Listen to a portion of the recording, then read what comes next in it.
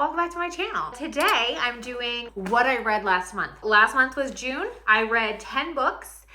I gotta be honest with you, last month was a great reading month. I think the lowest score I gave was 3 stars. And I have like an asterisk to put on that. So let's dive in. The first book I read was Conscious Luck. I gave 4 stars to, I like every once in a while, especially with if you are new to my channel. Hi, my name is Sarah, by the way. If you haven't seen any other videos of mine, I have complex PTSD. I've just gotten out of a really traumatic long-term relationship that ended really brutally. And I am mentally like going through it.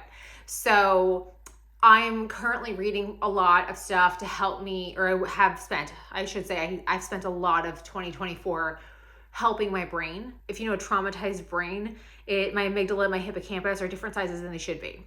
So anything to help me kind of turn on parts of my brain to help with neuroplasticity, to help with neural pathways, all that kind of stuff. Conscious Luck, it's one of those books that it's accessible enough. It's an easy enough read. It's simple stuff, but when you've just been taking it for so long, those are books that are really helpful because they just kind of remind you who you are in like small little ways that you're like, oh yeah, I could do that today.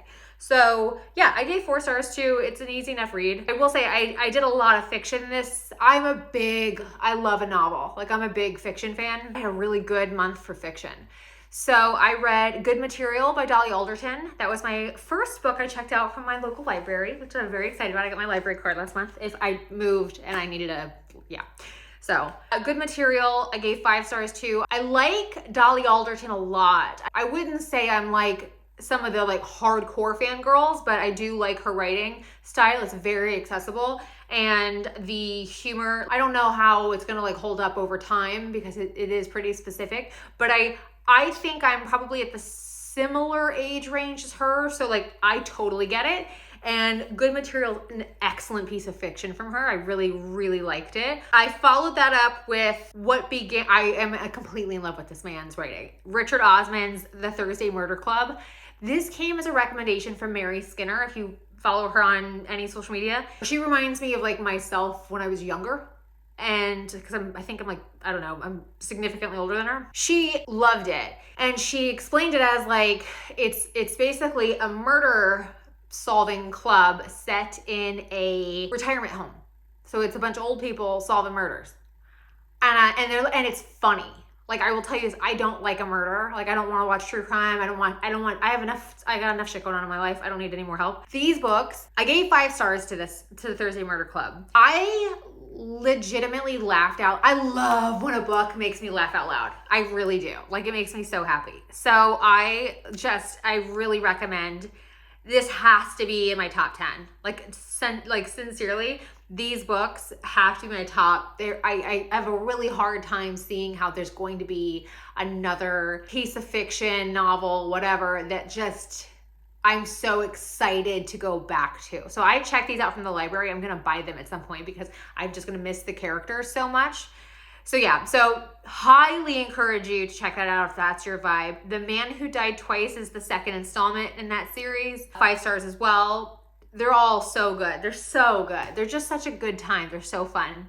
Then I read The Bullet That Missed, 3rd installment, also 5 stars. So then I listened to Ancestral Tarot. It was an audiobook, which I really feel like did a disservice to the book. And I gave it 3 stars because 1, I think you really need to be seeing what this person's talking about. And 2, I personally feel like I am somebody who, and I'm sure everybody has their version of this, but like I'm somebody who like the narrator, I just can't, like most books I can't listen to, right? I just can't. Oh my God. So conversely, this is actually a really good segue.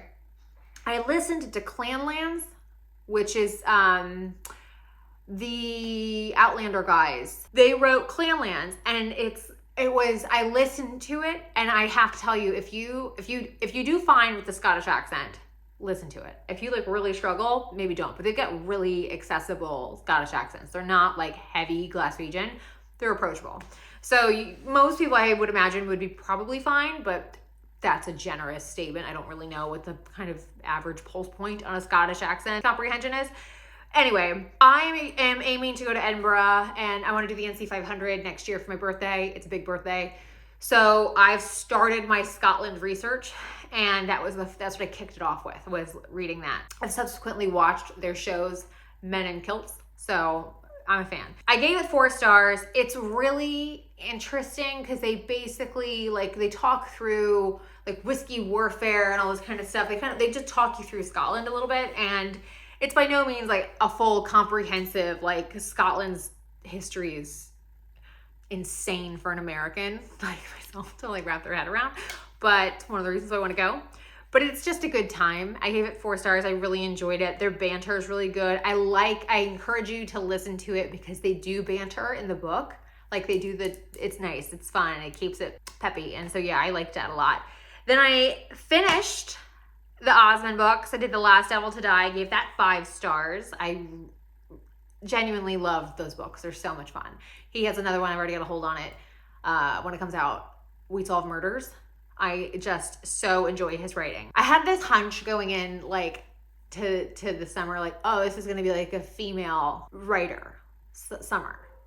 And then I found his books and I was like, I just like binged a whole bunch of dudes in June. Finished with 1 more novel, The Once and Future Witches, which I gave 4 stars to. I liked it a lot. I loved the topic a lot. I just find that it would get clunky at times, and I feel like if you haven't seen any of my other reading books, my personal preference, I love a witchy novel. Like I love witchy fiction. And my personal preference is Alice Hoffman. I think she writes the most stunning like witchy fiction. I just am the way she writes witches is like Ruth Reichelt writes food. Like I'm just forever obsessed with. And then I ended the month with Dinners with Ruth by Anita Totenberg. I liked this book a lot. I gave it 4 stars. I really enjoyed the feedback on it. I thought was weird because a lot of the like Goodreads reviews that I were seeing was like, well, it's not very focused on RBG. And I'm like, she's all over the book. So I thought that was like a weird thing to comment on, considering like, I don't think she was ever far, from what you were reading, but everyone's different, whatever floats your boat. I gave it 4 stars. I really liked it. And it's also like, if you're I love RBG, obviously. I'm like an American woman that gives a shit about other women. And especially if you're looking for something to kind of round out who she was outside of her judicial presence, that was a really great bit of insight, especially from somebody who it didn't feel exploitative. It was like, she's a journalist and she's been a journalist for a really long time.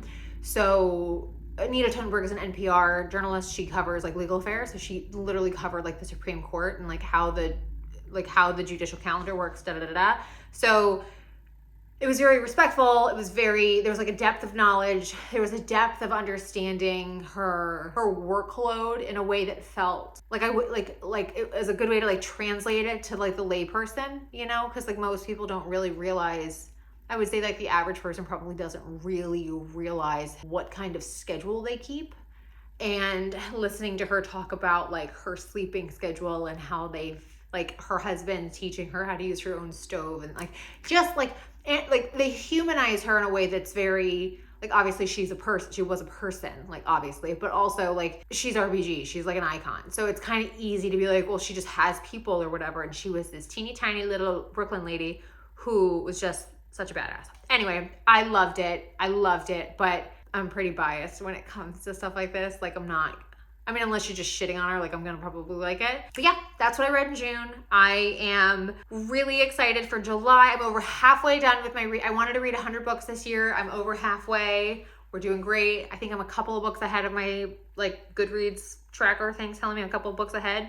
Loving that for me. My goal for July is to only read female writers. I almost broke that today at the library, but apparently I'm 3 days away from being able to go up in how much I can check out.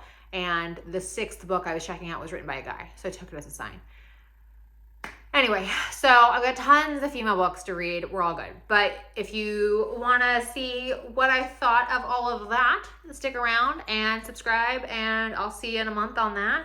And let me know what you read in June and what you were loving, and if you've read any of these and what your thoughts were. So Anyway, I hope you all enjoyed the video. Thank you so much for watching, and I will see y'all really soon.